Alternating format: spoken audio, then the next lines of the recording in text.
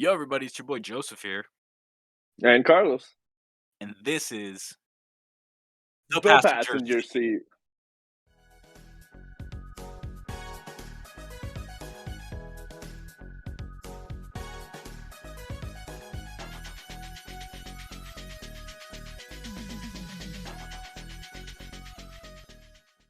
All right, welcome back to another week in the Passenger Seat Riders. We are going on with our Christmas videos for this month. Well, Um, first and foremost, Merry Christmas, guys. that's right, that's right. It is tomorrow. I hope you guys enjoy your Christmas, get everything you wish for, $1,000,000, I don't know. And enjoy with your families and all that. So, whoa, wait. I got the boom. Oh, look at Ooh, that. I like that shirt. I like that shirt. It's kind of too hot here to have ugly No, Christmas I sweaters. get you. It's the ugly, yeah, whatever. Anyways, yeah, I hope you guys are really enjoying yourselves, and we decided to make a video, obviously revolving around Christmas. So we thought that we talk about one of the most popular Christmas movies of all time, at least for our generation, and that is The Nightmare Before Christmas. Yes, sirree. Um, Man, a lot of flashbacks of like my emo phase comes back when I think of Nightmare Before Christmas. A lot of high school stuff, man, for real. So many people who are in. Well, it hasn't stopped. There's a lot of people who are into it. Adults too. Yeah, yeah. I think it's becoming like a sort of classic for Yeah, for that style of thing. definitely a cult classic because it's got its following. The following for Nightmare Before Christmas is huge. I think I think the reason or better yet, it's like when Nightmare Before Christmas came out, it wasn't even that big. It was later on that it got sort of hyped all over again. That's true, and it's funny enough because it's like what 45 minutes long. It's not that long, It's, yeah. yeah, it's not even a long movie. Um, but yeah, we're just gonna go ahead and talk about the movie. I believe actually 45 minutes long, but I think it took like what 2 years to make It or took a something while. because of the stop motion. Yeah, it took a while. Yeah, which is interestingly enough, a lot of effort went into making that movie. And 2 years of work for a 45-minute project. Oh man, that's kind of harsh, but it did become a phenomenon. So Mhm. Yeah, that's true. Um, Anyways, to speak a little bit about the facts of the movie, it's obviously directed by Tim Burton. Um, Tim Burton, man, that guy. No Johnny Depp in this though. yeah, no. It was released in 1993, and funny enough, Tim Burton, I saw this. What was it? An episode of the show or the movies that made us, I think, Mm. and on Netflix, not a sponsor. And funny enough, it talked about how Tim Burton really didn't have much to do with this movie, even though it says directed by Tim Burton. But that was produced by him. Produced, yeah. But I guess we'll jump into the sort of synopsis for the movie, like a quick like idea of it.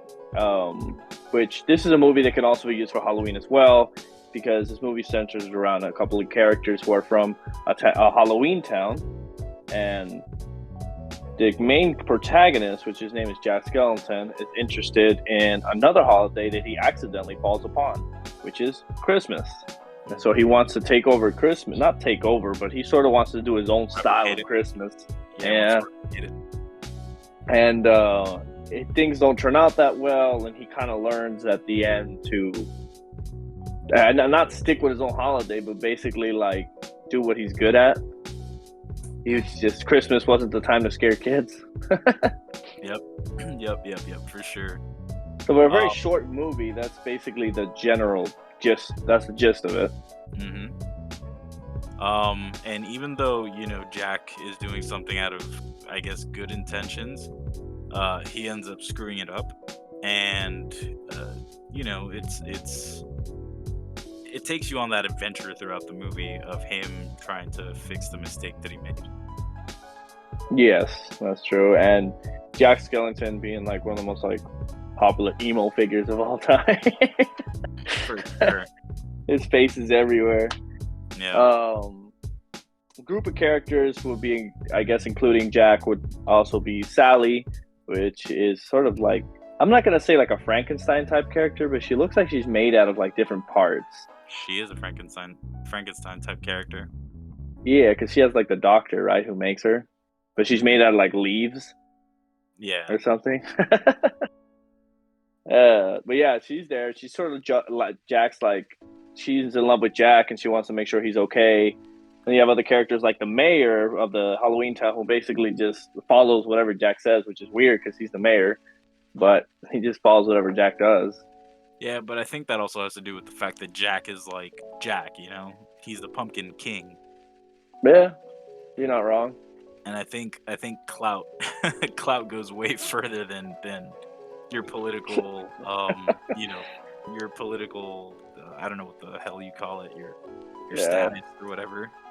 it's just crazy. He was like, "I want to do Christmas." Okay, Okay. that guy could have came in and be like, "I want to do whatever." He would be like, "Let's go." Other characters in this movie would include other, like I guess, members of Halloween Town that don't like they support Jack, but they're not really that big in character wise. I guess the from the villains aspect of the story, you have Oogie Boogie, Keep which is this boogie.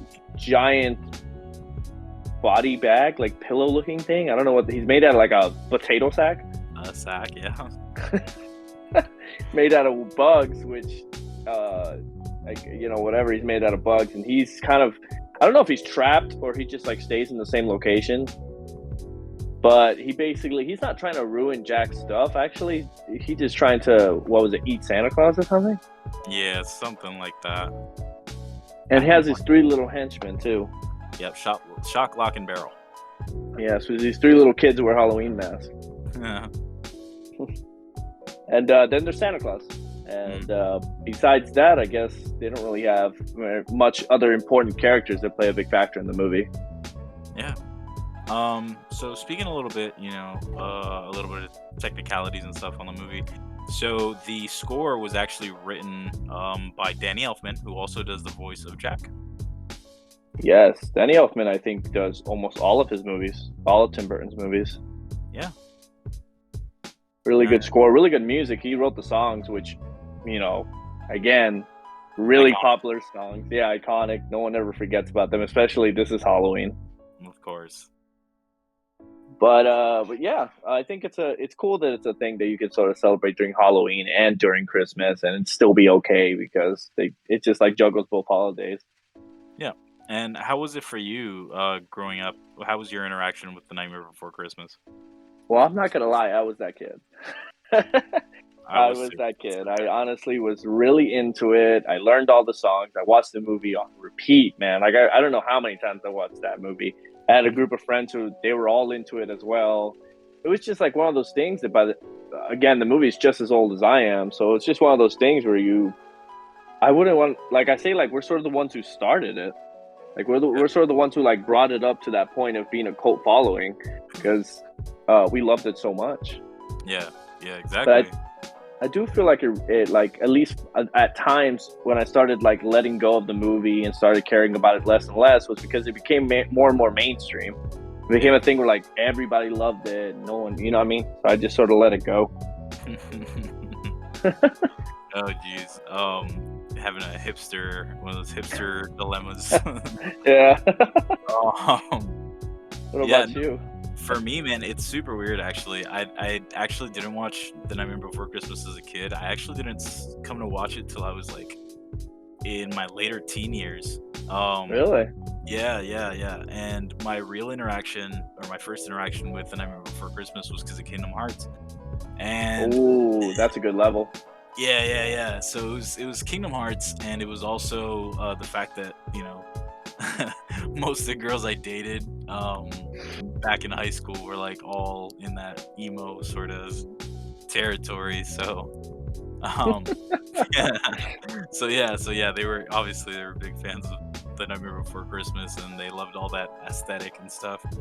Um, and I did too, even though I didn't really watch the movie until I was like what, 16, 17. But overall, even though I do say it's mainstream, it is a classic. It is a good movie, and I honestly feel like if people haven't seen it, you should go check it out. It's a good holiday film, and also being a good Halloween one as well. Hmm. and who knows, maybe you might end up loving it as well. Actually, did this Halloween they did Oogie Boogie's Holiday Bash at Disney, and they grabbed a lot of celebrity artists to come on stage at the end of the night with the fireworks and sing "Nightmare Before Christmas" songs. Nice. One of them featuring Billie Eilish doing Sally's song, Oh which was wow. very interesting. Yeah. Did not know that. Look at Billie Eyelash go. So of course it's extremely popular. It's one of those things that probably continue to be popular down the road. Yeah. All right. Well, I've on my end, I think I'm good. What about you? Do you have any last things to say about the Nightmare Before Christmas? I think I'm good. Honestly, it's I think I said what I needed to say. It was definitely a part of my childhood. All right. Well, writers, as always, make sure to like, comment, subscribe on our videos. They would help us out a lot. Make sure to comment down below if you liked our video, what type of content you'd like to see, and we definitely consider it to make future videos. And as always, thank you so much for joining us in the ride today, and hopefully you'll join us next time here in The passenger seat.